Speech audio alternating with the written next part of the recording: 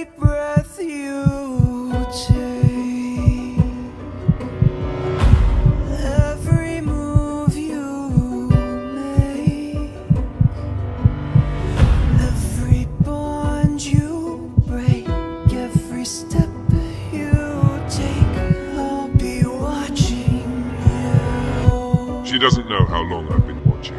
She doesn't know how deeply she's wounded herself into my bones, how every breath she exhales fills my lungs, how her heartbeat, steady, unknowing, pounds inside my skull.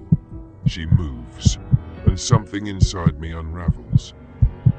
She smiles, and I think of peeling back her skin, layer by delicate layer, to see what color she is beneath.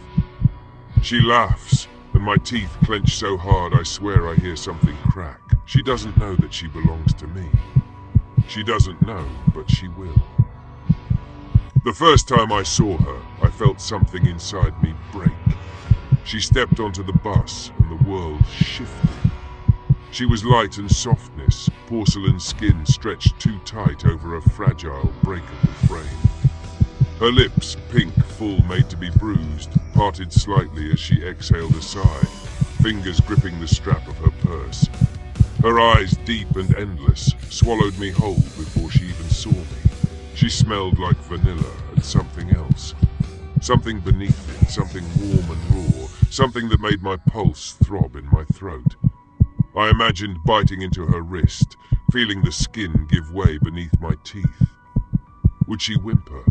Would she tremble? Would her pulse stutter against my tongue before it gave out?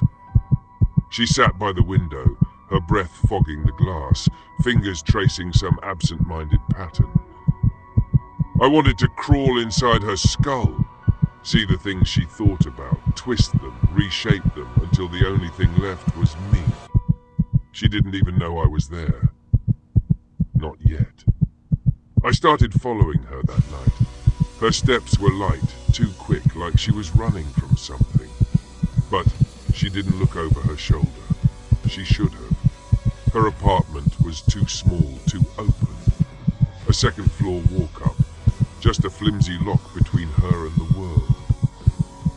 I stood outside and watched her through the curtains, watched the way she pulled her sweater over her head, the soft glow of the lamp painting her skin in gold. I imagined dragging a knife from her collarbone to her navel, watching her open like a flower, exposing all the delicate pieces inside. I imagined licking the curve of her throat, feeling the tremor in her pulse as she realized too late what she truly was. Mine. The first time I stood in her room, she was sleeping. I had taken my time, memorizing the way the air smelled, warm, laced with her scent. A candle burned on a nightstand, flickering shadows over her face. Her lashes trembled. She was dreaming. Was it of me? I leaned closer, letting my breath ghost over her cheek. Her lips parted slightly. I wanted to pry them open, press my fingers inside, feel the warmth of her tongue, the sharp edges of her teeth. I wanted to break something in her, just to see how she would look when she shattered. I imagined pinning her wrists above her head, feeling her struggle, feeling her realize. Would she cry? Would she beg? Would she say my name, even though she didn't know it? I left a gift for her that night. A single white daisy on her pillow, its petals damp from my breath.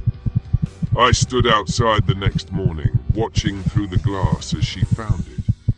She frowned. She touched it, turned it over in her fingers, and then she smiled. My heart slammed against my ribs so hard I thought it might burst. She liked it. She liked it. She didn't know where it came from. She didn't know it was from me, but she kept it. I watched her press it between the pages of a book. I imagined her doing the same with my bones. Then she ran. She disappeared. One night she was there, the next she was gone, like a breath exhaled into the cold. She thought she could escape me. She thought she could sever the bond between us like it was something that could be cut. She was wrong. I searched. I tore through the city like a rabid thing, my hands trembling, my vision blurred with red. I needed her. I saw her in every shadow, in every reflection. I dreamed of her every night. I imagined her skin stretched over my sheets, warm, still soft, still hers. She was inside me now, a hunger that could never be sated. But then, I found her. A new city, a new name. She cut her hair, she stopped wearing perfume, she stopped smiling. Did she feel it? The ache in her chest, the sense that something was missing? She didn't know that it was me. But I see her now, through the blinds of her new apartment. She still sleeps, curled on her side, one hand beneath her cheek. She still bites her lip when she reads. She still chews on her thumb when she's nervous. She still moves like something delicate, something that could be ruined with the right amount of pressure. She is mine, even if she doesn't remember it. She thinks she's safe. She isn't. I am closer than I have ever been. I am inside her walls, beneath her floorboards. I am the whisper in the dark, the breath on her neck when she sleeps. She will see me soon. She will know me.